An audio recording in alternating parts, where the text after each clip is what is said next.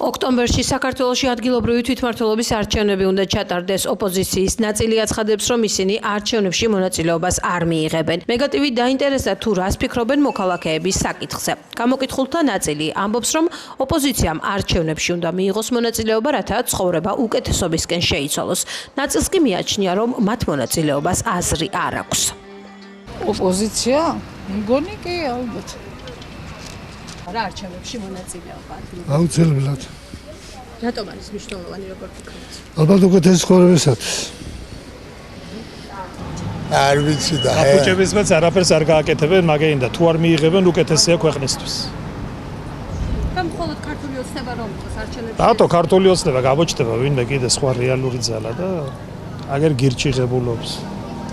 კიდე გამოჩნდება ვინმე, მაგრამ სასურველია რომ ოპოზიცია მიიღოს მონაწილეობა. ოპოზიცია უნდა იყოს, რა თქმა უნდა, როგორც ყველა ნორმალურ ქვეყანაში, მაგრამ ესენი ამათში ვის გულს შეგეძლო? გაერთიანებულ ნაციონალურ მოძრაობას.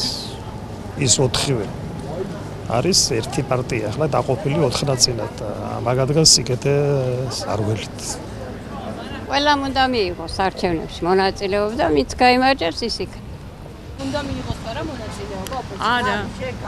არა, არ არის საჭირო, მე მგონი ოპოზიცია საერთოდ არ უნდა არსებობდეს ჩემი აზრით.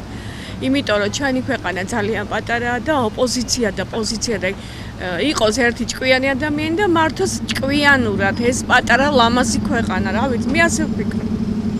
არ არის ოპოზიცია და ეს დავიღალეთ რა, დაიღალა საზოგადოება და ამიტომ მე ვფიქრობ რომ არ არის საჭირო. ყველა არჩევნები ფარსია, მე არ მჯერა არჩევნებს. რომელიც ჩატარდა ყველა არის ფარსი, ყველა არის გაკალბებული, როგორ რაღაცა უნდა შეიცვალოს ძირეულად, ეს ვიცი, მაგრამ არჩევნების იმედი დიდად არ აქვს. ოპოზიცია საერთოდ არ ყავს გალბატონო. არაფერი არ გაუგეთებიათ, არც არჩევნების დროს და არც არჩევნების მერე. ესაა ჩემი სათქმელი. უნდა მიიღო, რა თქმა უნდა, მაგრამ უძლურები არიან, არაფრის გამგეთებული. რა თქმა უნდა მიიღონ, ბოლო-ბოლო რაღაც საშველი დააყენონ. ადგილობრივი თვითმმართველობის არჩევნების ჩატარებამდე რამდენიმე თვით ადრე ოპოზიციური პარტიების ნაწილი ამბობს, რომ არჩევნებში მონაწილეობას არ აპირებენ. პარტია ახალის წევრის გიორგი კილაძის განცხადებით, საქართველოში ახლა შეუძლებელია სამართლიანი არჩევნების ჩატარება, რადგან ქვეყანაში არიან პოლიტპატიმრები და იკრძალება სიტყვის თავისუფლება. ვიდეთ ქვეყანაში, სადაც გვაქვს ესეთი მოცემულობა, გვყავს პოლიტიკური პატიმრები, აღიარებული პოლიტპატიმრები, ქვეყანაში, სადაც საარჩევნო ადმინისტრაცია მთლიანად დაკომპლექტებულია ქართული ოცნების აქტივისტებით, ქვეყანაში, სადაც ფაქტობრივად როგორც საკანონმდებლო დონეზე იგზალება სიტყვის თავისუფლება, შეუძლებელია ჩატარდეს თავისუფალი, გამჭვირვალე და რაც მთავარია ობიექტური არჩევნები.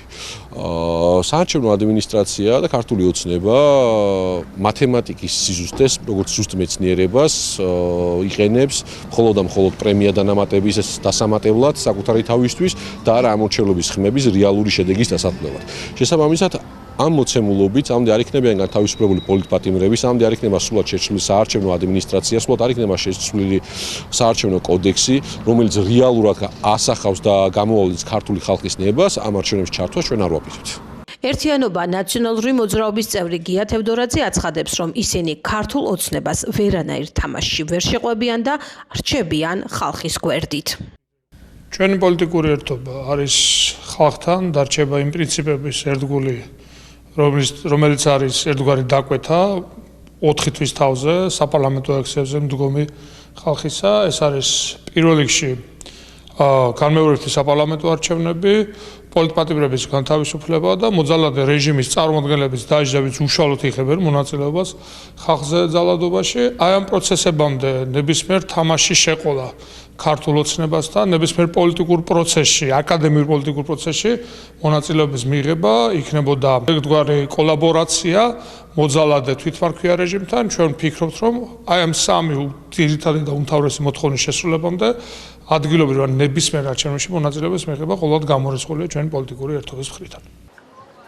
ადგილობრივი თვითმმართველობის არჩევნებამდე 7 თვეა დარჩენილი. მოქალაქეებმა ოქტომბერში ქუთაისში ქალაქის მერი და საკრებულოს წევრები უნდა აირჩიონ.